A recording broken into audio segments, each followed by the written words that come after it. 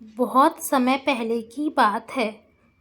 किशनपुर गांव में रमेश नाम का गरीब लकड़हारा रहता था। वह बहुत मेहनती और ईमानदार था।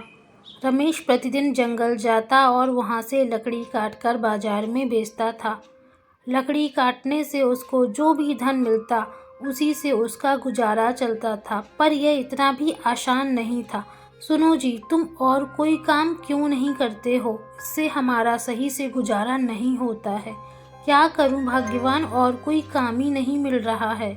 अगले दिन रमेश लकड़ी खोजते खोजते घने जंगल में पहुंच जाता है। तभी रास्ते में उसको किसी के पुकारने की आवाज़ सुनाई देती है।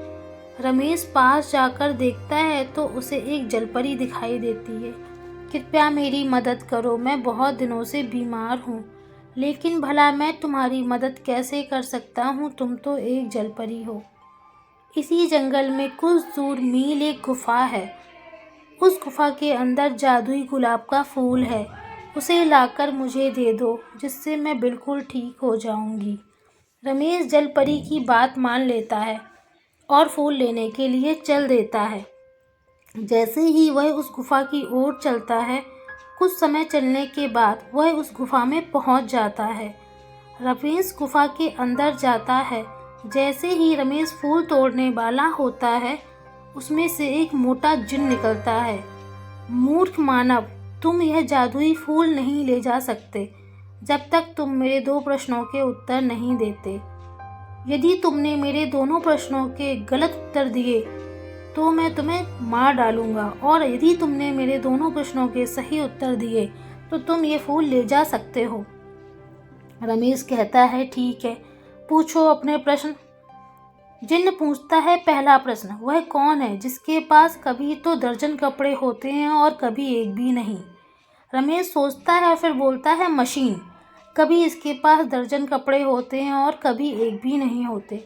बिल्कुल सही उत्तर। दूसरा प्रश्न, वह क्या है जो सोने की है पर सोने से भी सस्ती है? रमेश कुछ देर सोच में पड़ जाता है और फिर बोलता है, चारपाई। ये है तो सोने की पर सोने से भी सस्ती है।